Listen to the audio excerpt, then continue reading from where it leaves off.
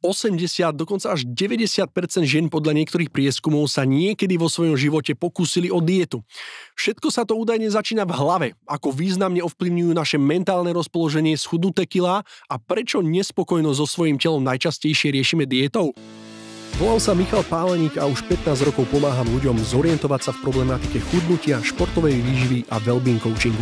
Podcast Bez omáčok je určený pre každého, kto hľadá ucelené a praktické informácie ohľadom stravy, cvičenia, spánku a životosprávy, ktoré vie ľahko aplikovať do svojho života. Tieto a mnohé iné otázky si zodpovieme dnes krátko, stručne a výstižne spolu s psychologičkou Katarínou Slovákovou. Kati, ďakujem, že si prišla. Ďakujem aj ja za pozvanie. Kati, psychológia a chudnutie. Je nadváha, diety a chudnutie stále tabu u psychológa, alebo sa to zmenilo? Nezmenilo. Povedala by som, že stále je to tabu. Prečo? Naozaj veľmi výnimočne príde človek, ktorý prichádza s tým, že by chcel chudnúť a tak ďalej. Myslím si, že to nemajú tak tí ľudia ešte nejak tak spojené, že vlastne aj ten psychológ je tam naozaj dôležitý a potrebný. Tú formulku, že všetko je v hlave, veľakrát počúvame, ale pokiaľ ide o nejaké chudnutie alebo niekedy aj nabranie na váhe, tak v podstate prvé, čo nás napadne, je strava, výživový poradca, tréner, kamarát, internet a všetko možné, len nie v podstate, povedala by som, že psychológ. Kati, povedala si, že všetci vieme, že začína to v hlave a napriek tomu to neriešime.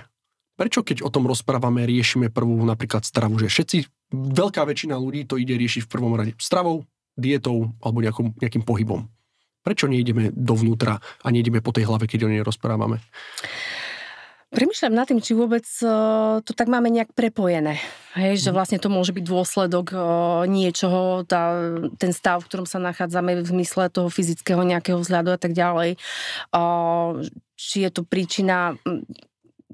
Je to rôzne podľa mňa, podľa mňa to nemáme ešte tak nejak možno prepojené s tým, že vlastne ako by nám s tým vedel ten psychológ pomôcť. Veď keď chcem schudnúť, tak si musím upraviť nejakú stravu, navýšiť výdaj, začať sa viacej hýbať a vlastne toto mi pomôže, schudnem, vybavené. Logika dáva zmysel jednoducho, tak nám odpovedz rovno na tú otázku, že ako nám s tým psychológ vie pomôcť? V podstate nastaviť si možno celý ten nejaký proces, celú tú cestu a tak ešte, ako som aj spomenula, schudnem, lebo keď zavediem nejakú úpravu stravy a ten pohyb, tak áno, zákonite schudnem, ale veľakrát to je potom aj o tom, že a čo ďalej, hej, ako ďalej a je mnoho vecí, na ktorých vieme pracovať. Jednak hľadáme aj tú možno príčinu, hej, ako sme sa tam dostali, aký bol ten priebeh toho celého, akú úlohu tam možno v tom celom zohrávala nejaká psychika, nejaká emocionalita, nejaká taká tá osobnostná štruktúra, či to nie je práve o nás, že sme možno nejaký impulzívnejší, alebo či práve neprežívame, alebo nemáme takú tú tendenciu ísť do takého možno depresívneho, úzkostného nejakého prežívania a riešim si to potom nejakou to stravou.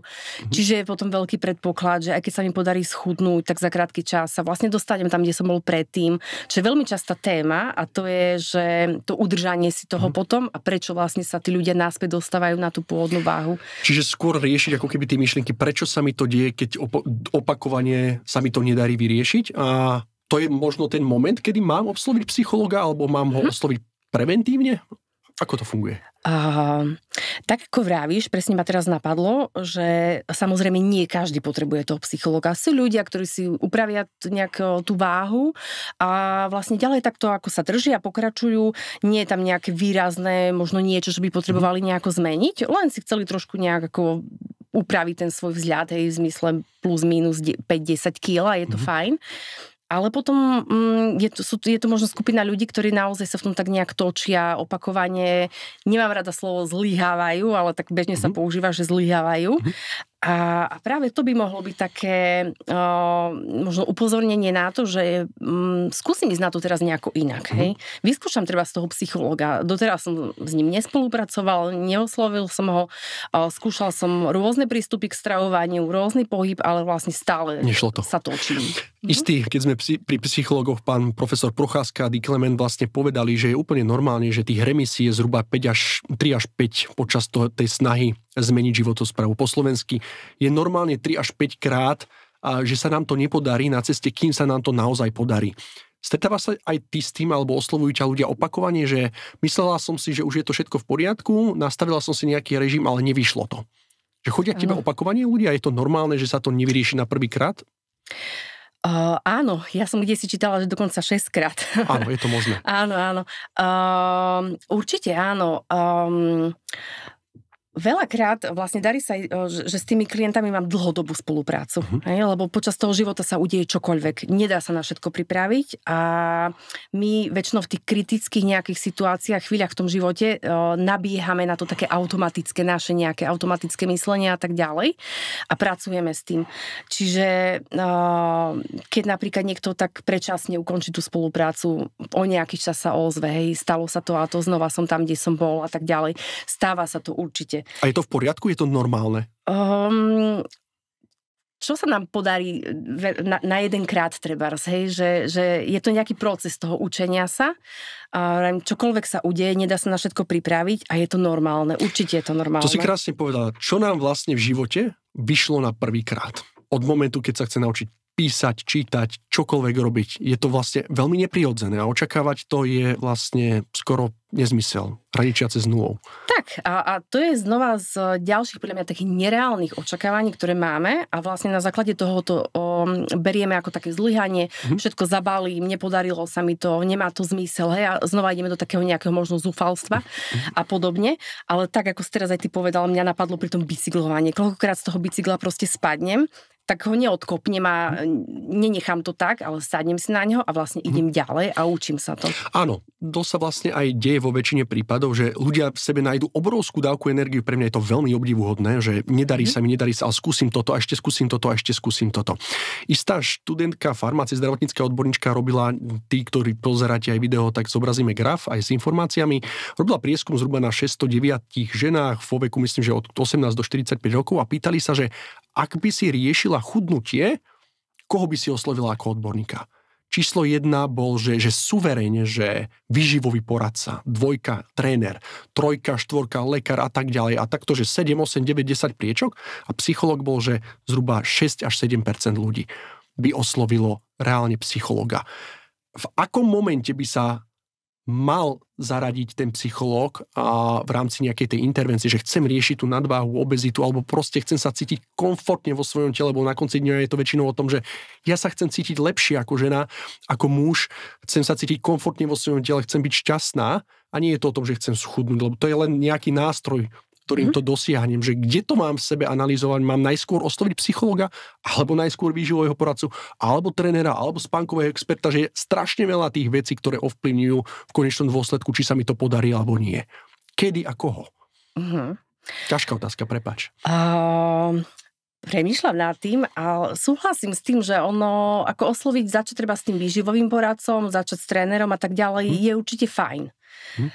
Myslím si, že takým tým nejakým bodom, kedy už by bolo dobre možno začať uvažovať aj nad tým psychológom, je keď napríklad skúšam všetko a napriek tomu sa mi nedarí. Keď napríklad už tá intuícia alebo niečo mi možno aj napovie, že možno problém bude naozaj v tom nejakom takom prežívaní, hej? Že je to o tých emóciách, je to možno o tom mojom nejakom osobnostnom, ako reagujem na rôzne veci a tak ďalej. A vlastne, že potrebujem s tým niečo robiť, aby ma to posunulo v podstate aj v tej oblasti toho chudnutia a týchto vecí. Čiže pokiaľ sa v niečom točím možno, a pokiaľ mi niečo ako keby nefunguje, tak možno vtedy by som uvažovala nad tým, že osloviť aj toho psychologa.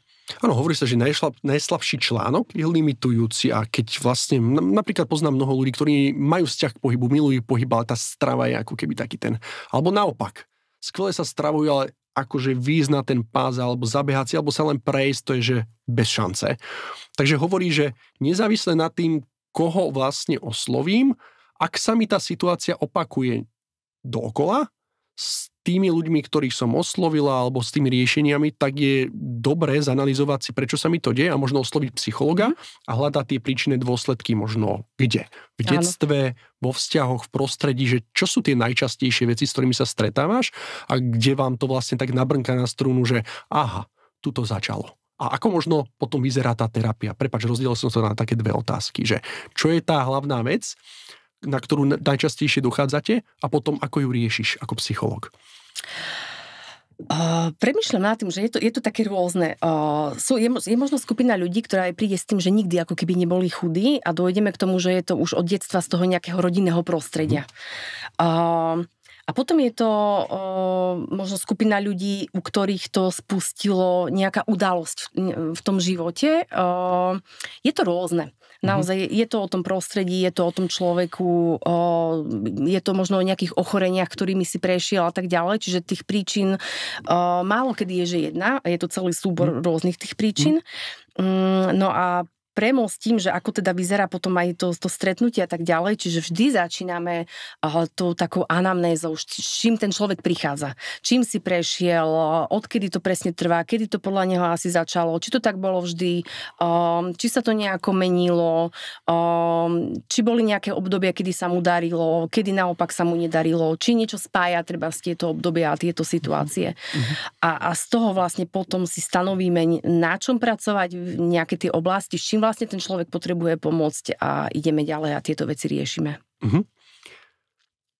Ak sa ti podarí vyriešiť, teraz to zjednodušujem, proste tú problematiku toho komfortu vo vlastného tele, ako moc to zlepší a potom život toho človeka, že je to také, že OK, vyriešila som to a zrazu som dokonale šťastný človek do konca života, alebo je to, že vyriešila som to a je to ďalší nejaký bodík alebo nejaká meta na nejakej timeline alebo na nejakej časovej osi mojich cieľov. Že ako moc dojde k nejakému precitnutiu, alebo že toto je ten moment, nejaké uvedomenie si, dosiahnem to číslo na váhe. Som šťastná?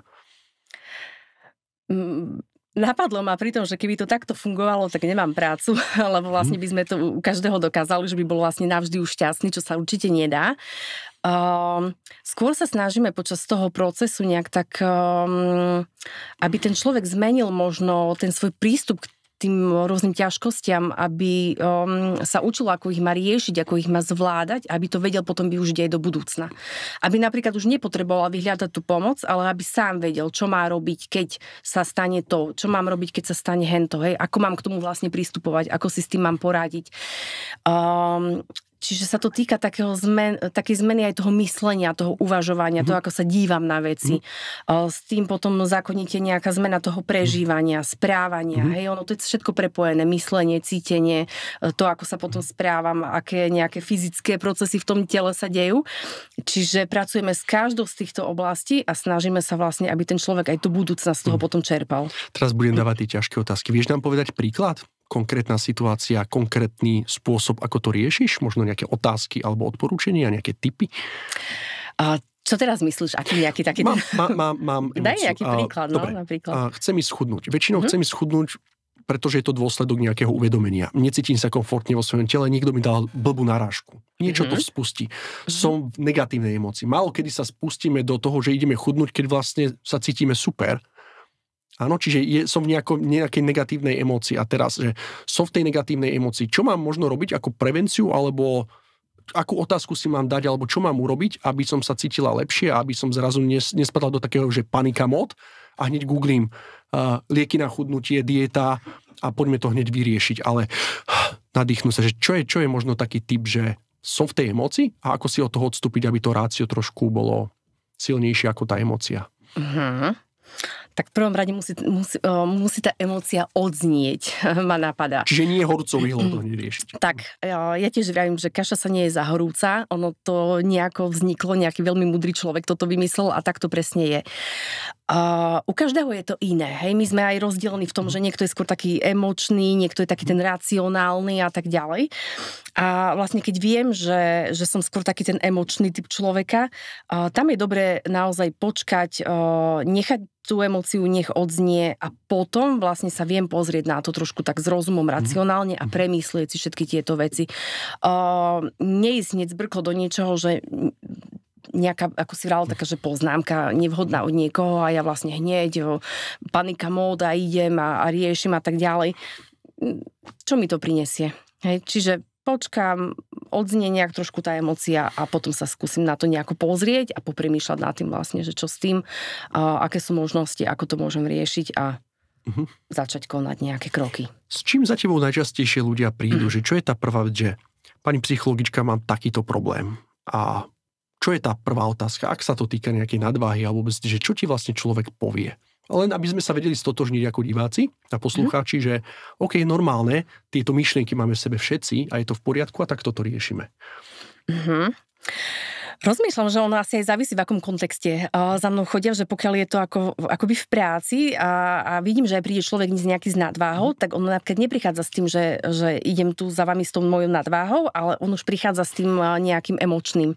Hej, že mám nejaké úzkostné stavy. Nevie to samozrejme pomenovať, hej, k tomu dôjdeme vlastne. To je v poriadku, že je to normálne. Tak, že to neviem určite pomenovať. áno, určite áno. To je aj to, že my vlastne pomáhame tomu človeku, akoby pomenovávame tie veci. Mnoho ľudí má takú obavu a oni to aj povedia, že dlho som premýšľal že či mám vôbec prísť, lebo ja vlastne ani neviem, hej, to nejak tak vyšpecifikovať, čo sa to vlastne deje, ale vidím to tam, hej, v tých rôznych oblastiach toho života a je to úplne v poriadku. To vlastne sa deje na tých stretnutiach. Hej, riešime to, my dávame tie otázky ako psychológovia a určite vám pomôžeme v podstate s tým a dôjdeme k tomu, že aby sme to vedeli tak nejak uchopiť a vlastne čo s tým.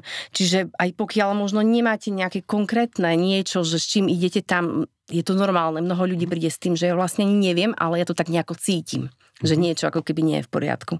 Čiže sú napríklad aj takéto štatistiky, že koľko času ubehne, keď človek už vlastne začne uvažovať nad tým, ísť za psychologom a kedy reálne k tomu psychologovi aj príde. Aký je to čas? 2 roky, že vychádzajú. 2 roky od momentu, keď mám to semienko zasadené v hlave, až kým sa odhodlám ísť k psychologovi. Wow. Áno. Hej. Ako dlho trvá potom tá terapia? Vieme to nejakým spôsobom kvantifikovať, že príde človek s problémom a do tohto času ho vyriešiš?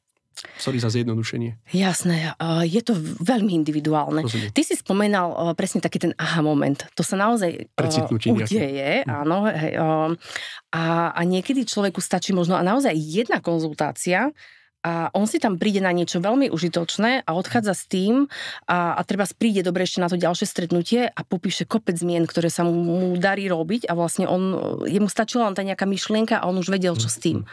A potom sú ľudia, ktorí potrebujú proste viac tých stretnutí, je to dlhodobejšie, závisí.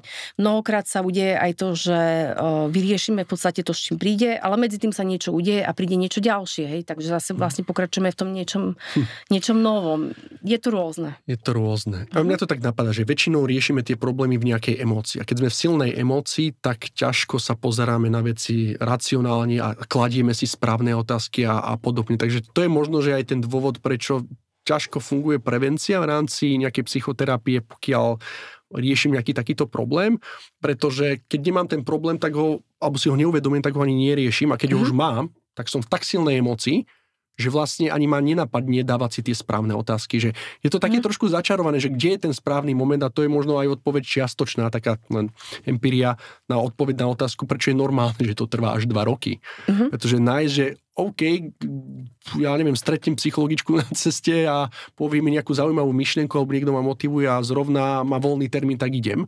Ale málo kto sa ako keby odhľadá. Je to stále, si spomínala, také trošku tabu, že ľudia sa boja, že idem za psychologom, že to je nejaká choroba a to je zle. Je to tu stále v spoločnosti? Myslím si, že áno. Myslím si, že áno, že ľudia to tak majú, že vlastne za tým psychologom má ísť už človek, ktorý má naozaj nejaké vážne psychické problémy a tak ďalej. A možno aj preto nejdu aj s niečím, ako je obezita a tak ďalej, lebo to nepovažujú za niečo vážne, za niečo tak dôležité. Lebo je to štandard spoločnosti. Áno. Emočné jedenie versus homeostatický hlad, čiže taký ten prírodzený, že mám nedostatok živín a telo reaguje na to, že ich potrebujem nejako doplniť versus idem sa najesť, lebo to vychádza z emócie. Oslovujú ťa ľudia aj v súvislosti s problémami, s emočným jedením, prípadne s poruchami príjmu potravy? Áno.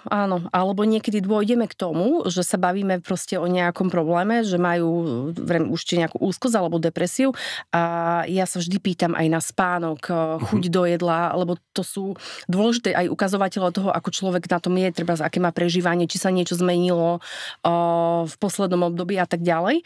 A dôjdeme k tomu, že je tam aj zmena vlastne v tom stravovaní. Niekto napríklad nie je a niekto naopak sa začne treba sprejedať. Čiže čo je príčina a dôsledok, pekne to oddelujete a zároveň hovorí, že môže byť ten istý problém a niekto na ne reaguje tak, že je viac a niekto, že je menej. My by sme to vedeli vysvetliť, čo sa vlastne v tele deje a prečo to je, len potrebujeme povedať, že je to vlastne úplne prirodzené. Čiže ty vlastne prepáč za zjednodušenie, pomáhaš ľuďom klásť si tie správne otázky a analyzovať ich a pomáhaš možno trošku tým ľuďom, aby si na tie otázky aj odpovedali sami a zamysleli sa možno nad tým, prečo robím, čo robím. Áno. Výborne. A čo je možno, že pracuješ aj so športovcami, čo je taký ten rozdiel medzi človekom, ktorý športoval a trpí nadváhou a obezitou alebo rieši nejakým spôsobom komfort vo svojom tele, to vôbec nemusí byť nadváha a obezita, a medzi človekom, ktorý možno nešportoval. Vieme sa pozrieť na takúto problematiku? Je tam nejaký zásadný rozdiel? A nič ma ani tak nenapadá. Že riešia rovnaký problém, že vo výsledku je to necítim sa komfortne vo svojom tele. Áno. Skôr možno ešte tí športovci, ktorí sa venovali teda tomu športu a poviem príklad, skončili s ním a tým pádom samozrejme začali nejak úplne inak fungovať. Možno pre nich je to trošku také, lebo porovnávajú. Hej, ako som na tom bol, tá vrcholová nejaká forma a tak ďalej, ako som na tom teraz, čiže možno tiež to tak, ale povedala by som, že všetci to prežívajú tak nejak ťažko, hej, že nie je to ľahké ani pre nešportovca, ani pre športovca, ale... Kati, špecializujú sa psychológovia vyslovene na riešenie tejto problematiky, alebo je to všeobecne v rámci psychológie, že každý psychológ rieši každú problematiku? A možno ďalšia otázka, možno sme niekoho inšpirovali, že by oslovil psychologa, kam má ísť, či už nájsť teba, alebo kolegov, ktorí sa tejto problematike venujú? Vyslovene nejaká taká špecializácia na toto ako nie je. Je to skôr o tých psychológoch, že sami si možno nejak tak vyšpecifikujú, že čomu sa tak nejak ako keby venujú. Ale myslím si, že na ktorúkoľvek, či už ambulanciu, alebo aj na nejakú poradňu a tak ďalej. Pokiaľ aj ten psychológ vyslovene s tým možno nemá nejakú skúsenosť a tak ďalej, tak vie toho človeka delegovať. Hej. My tak už aj o sebe vieme, že kto sa asi komu, čomu venuje a tak ďalej. Čiže vieme si tak možno poodporúčať, hej, že kto sa čím viac možno zaoberá, že je nejaký psychológ, ktorý možno viac sa zaoberá nejakými poruchami príjmu potravy a tak ďalej. A vlastne skôr tam poslať toho človeka. Na záver možno jedna najťažšia otázka, zároveň taký možno tip pre poslucháčov, ak by si vypočuli naši poslucháči a sledovatelia celý tento podcast a chce si Janka alebo Peťa alebo Ferko zobrať jednu myšlienku z tohoto a vedela by si nám dať nejaké odporúčanie alebo tip v súvislosti či už s mentálnou hygienou, alebo keď riešime nejakým spôsobom komfort vo vlastnom tele alebo nadváhu alebo nejaké kilá navyše, že keď som v tej silnej emócii a chcem hneď hľadať riešenie, že nejaký tip, nejaké dýchové cvičenie alebo nejaká správna otázka, ktorú si mám povedať. Mňa preto napadá hlavne to, že možno si povedať, že kaša sa nie je za horúca. Že naozaj nič sa nestane, keď počkám hodinu, dve alebo aj deň a až potom sa pustím do nejakého hľadania riešenia a tak ďalej. A určite, keď človek trénuje, aj dýchové cvičenia, ktoré spomínaš, sú užitočné. Viem sa trošku upokojiť, ukľudniť, možno skôr pomôcť tej emócii, aby trošku odznela, tak sa nejak vedieť stopnúť a naozaj má tam v hlave tú myšlienku, že nemusím to hneď tu a teraz okamžite riešiť. Vie si to trošku počkať a vlastne viem sa potom na to pozrieť, keď už som v tom stave nad tým popremýšľať. Ďakujem. Mojím dnešným hosťom bola Katka Slováková. Ja volám ľudí ako ty, že nabíjačky. Ty sa non-stop usmievaš a z teba ide tak príjemná energia, že radosť chodiť na terapiu. Ďakujem. Katka, ďakujem veľmi pekne, že si bola mojím dnešným hosťom. Ďakujem pekne aj ja. Naša psychika nás vie v tých najťažších chvíľach chudnutia podržať, ale aj potopiť. Dnešnou epizódou sme sa ti posnažili objasniť, ako myseľ funguje a dať ti niekoľko praktických rád. Daj mi vedieť do komentáru, čo pomohlo v chudnutí tebe, som zvedavý aj na tvoj príbeh. Ďakujem za vypočutie a zdieľanie. Počujeme sa na budúce. Ahoj. Tento podcast môžeš bezplatne počúvať aj vďaka generálnemu partnerovi podcastu Bezomáčok, zdravotnej poisťovni Dôvera a spoločnosti Planet. Linka pre zdravie od Dôvery prináša bezplatné poradenstvo pri nadváhe, cukrovke, vysokom krvnom tlaku a srdcovom zlyhávaní. Podcast bez omáčok má iba informačný charakter. Neslúži na diagnostiku ani liečbu ochorení. Zohľadnenie a aplikovanie informácií z podcastu je v zodpovednosti poslucháča.